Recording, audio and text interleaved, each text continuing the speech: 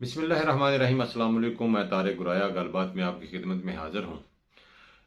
Social values या जिसे हम कहते हैं अखलाकी कदरें, समाजी जो रवैये हैं, वो किसी भी कौम की जो मेयार ज़िंदगी है उसका तयन करता है। कौम कितनी महज़्ज़ब है, वो किस तरह एक दूसरे के साथ उनका मेल जोल है, कितनी बर्दाश्त है, किस तरह कोऑपरेशन है उनका एक दूसरे के साथ, किस तरह एक दूसरे को साथ लेकर चलने का जज्बा है। ये सारी चीज़ें जो हैं ये सोशल वैल्यूज़ से ही अंदाज़ा होता है। हम इस कदर मायल बेइन्हतात हैं कि रोज़ बरोज़ नई से नई चीज़ हमें जो है ना वो देखने को सुनने को मिलती है, जो बताती है कि हमारे मेयार की पस्ती क्या है, हम किस कदर गहराई की तरफ जा रहे हैं, हम किस गहरे कुएं में, किस गहरी खाई में गिरते जा रहे हैं जब सोशल वैल्यूज़ की बात होती है। तो अभी ये मीनार पाकिस्तान का वाक़या आ गया, फिर उसके बाद एक और वाक़या आ गया। इसके बाद अभी रिसेंटली पाकिस्तान के बहुत ही बड़े मोटिवेशनल स्पीकर और जो एक दो नहीं, करोड़ों दिलों की धड़कन है और करोड़ों फॉलोअर्स हैं उनके, और ऐसे लोग सुनने वाले, उनसे मोहब्बत करने वाले, उनको आइडियलाइज करने वाले हैं। उस शख्सियत के मतलब उनकी इंतहाई जो अपना डोमेस्टिक यानी अपनी उनकी जो प्राइवेट लाइफ की जो तस्वीर शाया की गई हैं, या उनकी प्राइवेट लाइफ को जो डिस्कस किया गया है सोशल मीडिया पे, उसने तो हमारे इस म्यार को और गिरा दिया। मेरा क्या मतलब कासम अली शाह साहब जो है ना, उनकी तस्वीर जो वायरल हुई हैं उनके हवाले से मैं बात कर रहा हूँ कि किस तरीके से एक शख्स जो अपने घर में बैठा है, उसकी ये तस्वीर जो हैं, जो कि किसी भी सूरत में ये नहीं हम कह सकते कि वो कोई बरहना है या वो मतलब कि म्यार से गिरी हुई हैं, या मतलब है कि उनको आप किस नंगापन का नाम दे दें। तो ये हमारे घरों में हमारी वैल्यूज़ हैं। हम जब बाहर से आते हैं, हम तो अपने घरों में देखते रहे, ना जाने ये कौन लोग हैं जो एक तरफ तो कहते हैं कि मेरा जिसम मेरी मर्जी, वालों को इजाज़त होनी चाहिए कि वो जो मर्जी करें, जो मर्जी पहने, जहाँ मर्जी नाचें, जो मर्जी कहें, और दूसरी तरफ जो घरों में हमारी जो अपनी प्राइवेट लाइफ है उसको हैक करके, हमारे फ़ोनों को हैक करके, हमारे जो अकाउंट्स हैं उनको हैक करके, ये टेक्नोलॉजी जो जदीद टेक्नोलॉजी है इससे नजायज़ फ़ायदा उठाते हुए हम लोगों के घरों में, बेडरूमों में घुसकर ये तस्वीर देखें कि वो क्या कर रहे हैं। यार कितना पस्ती में जाओगे आप, कितना गहरी खाई में गिरोगे और पस्ती की।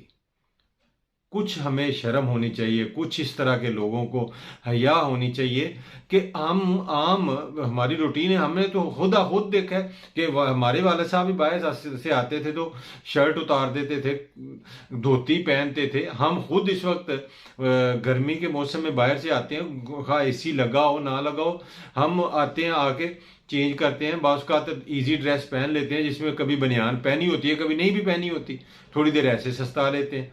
तो अगर इस दौरान अगर आपकी कोई तस्वीर है या तस्वीर है आपके मोबाइल में, तो क्या वो कौन सी बद तहजीबी में आती है? कुछ ख्याल करना चाहिए।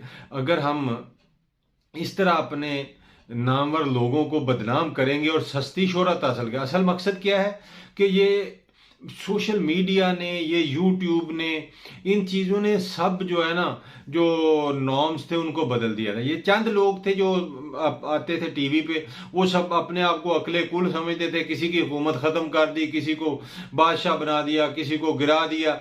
सारा सारा दिन हम उनकी किलकिल सुनते रहते थे। अब क्योंकि बहुत से मोटिवेशनल लोग जो है सोशल मीडिया पे आ रहे हैं जिन्होंने हमारी ज़िंदगियों को बदल दिया। मैं तो खुद कहता हूँ कि कासम अली शाह को सुनने के बाद इंसान में एक नई ज़िंदगी का जोश वलवला पैदा होता है। बहुत सारे लोगों ने उनको देख के यूट्यूब चैनल शुरू किए, बहुत सारे लोग एजुकेशनिस्ट बने, बहुत सारे लोग जो मोटिवेशनल स्पीकर बने।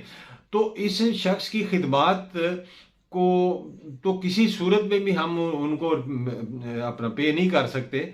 जिस तरीके से वो सिखाते हैं, जिस तरह वो हमारे जहनों पे असरअंदाज होते हैं, तो वो ये क्योंकि जब कोई आगे बढ़ता है तो साफ ज़ाहिर है कि जो आगे बढ़ता है उसको उसकी टांगें खींचने वाले भी उतने ही पैदा हो जाते हैं।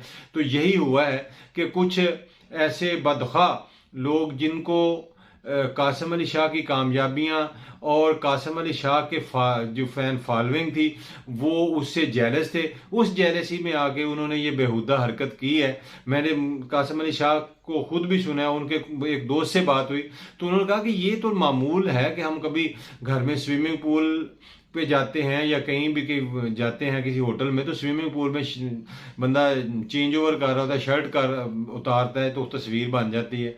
तो इस तरह की तस्वीर मोबाइल में होती हैं, और मोबाइल जो है वो हैक भी हो सकते हैं, मोबाइल ख़राब भी हो सकते हैं, ठीक करने के लिए भी जाते हैं तो इस तरीके से वो उनमें से डाटा चुराया जा सकता है। तो ये सारा चोरी करदा डाटा और फिर इस तरह इसको सोशल मीडिया पे वायरल करना, मकसद क्या है? सिर्फ वही वो तसलसल सस्ती शोहरत वाला, सस्ती शोहरत हासिल करने के लिए।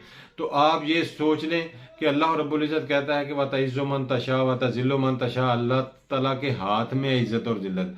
अगर पूरी दुनिया भी एक शख्स के खिलाफ हो जाए और उसको जलील करना चाहे तो नहीं कर सकती जब तक अल्लाह की रज़ा शामिल हो, और जिसको अल्लाह इज्जत देना चाहे कोई उसका कुछ नहीं बिगाड़े, और जिसको अल्लाह ताला गहराई जिल्लत की गहराइयों में फेंक देता है उसको कोई खड़ा नहीं कर सकता। ये हमारे रिसेंट पास्ट की भी मिसालें हैं, मैं नाम नहीं लेना चाहता लेकिन बेशुमार ऐसी मिसालें हैं एंकर्स की भी और पॉलिटिशियंस की भी, जिनको आप देख सकते हैं कि किस तरीके से मतलब वो इस वक्त अल्लाह रब्बुल इज़्ज़त की पकड़ में है। हमें चूंकि हमारा रब कहता है कि मैं आपकी पर्दापोशी करता हूँ, हमें भी इस तरीके से अपने दोस्तों की, अहबाब की पर्दापोशी करना चाहिए, क्योंकि अल्लाह हमारी, हम बहुत गुनाहगार हैं, हमें बहुत सी ऐसी खामियां हैं, हम पता नहीं क्या क्या करते हैं सब लोग ही।